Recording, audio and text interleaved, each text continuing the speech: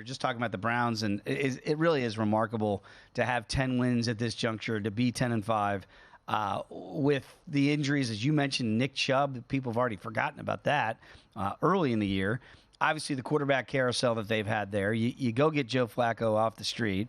I'm stunned that Kevin Stefanski, who's, by the way, making a meteoric rise up the board, that you could have gotten him at 11-1 last week. It's something I talked about here in the network. I couldn't believe we were overlooking a guy that's, I think, won different games with 4 different starting quarterbacks. I don't know if that's ever been done in the NFL before. He was 75-1 back on December 3rd.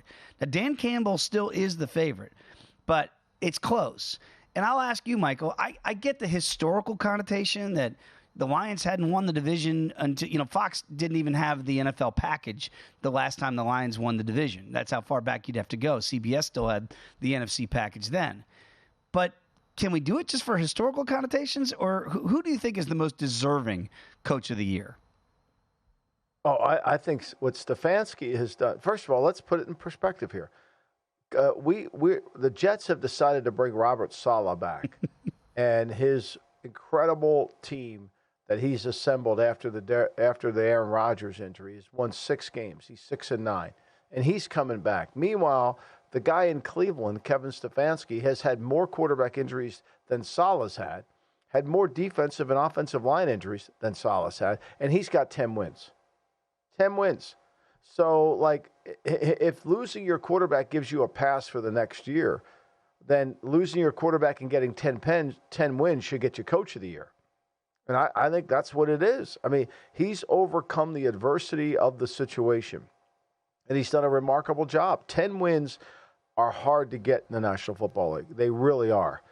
Dan Campbell's the favorite because of the history of the organization and all that, but he's got a good team. Yeah. And credit Dan Campbell for having a good team. He deserves that. But the reality of it is to overcome coach of the year is getting more out of your team than you should have. That's why Mike Tomlin last year should have been coach of the year. He got more out of his team than anybody last year. Some of the best coaching jobs are usually in the 9-win, 10-win teams. So I like Stefanski in this market a lot, considering that, they've actually improved at quarterback on the 4th try. Yeah, that's amazing. And again, I said it last week in the network. I don't have a vote. If I did, it would certainly be for Kevin Stefanski, what he's done there. What surprises me a little bit, and I think you kind of alluded to it there, is the expectation level. Look, the Lions were the favorites to win the North before the season began. John Harbaugh and the Ravens were not. I took them this summer at plus 275 to win the division. Hasn't gotten all the way home yet. And yet Harbs is still 12-1 in this marketplace. And he's without, Mitchell, a dynamic running back there, without arguably their best weapon in Mark Andrews at tight end. And I know it's Lamar, but does that almost get held against some of these coaches when they have a former MVP like Lamar? You just can't win the award because the expectation level is too high. That's it. When you have a great player, Andy Reid doesn't win it because he's got a great player. Right. And yet sometimes, he's done great coaching jobs. So when you have a great player, you kind of get caught off guard and you get, the player's carrying them. Meanwhile, we know that, it takes everything working together to be a really good team. So for me, I think that's the issue with Harbaugh. I think Harbaugh's done a remarkable job. Mike McDonald's done a great job. The decision to get rid of Roman, right? Think about some of these teams that have really improved based on the offseason, okay?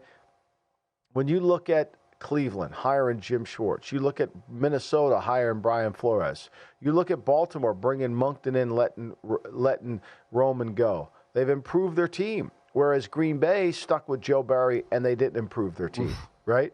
So your offseason, your improvement. Philadelphia loses 2 coordinators. They didn't improve their team with the hires. Shane Steichen was worth learning. Shane Steichen was really good. Yeah. So I think a lot of this, the Rams changed coaching staffs. Ryan Wendell went to be their line coach, really improved. So it all kind of comes together, and it's the head coach making these decisions, whereas like on Matt LaFleur, he didn't make any. He kept Joe Barry, hurt his team. Go to VSiN.com/subscribe to become a VSiN Pro subscriber today.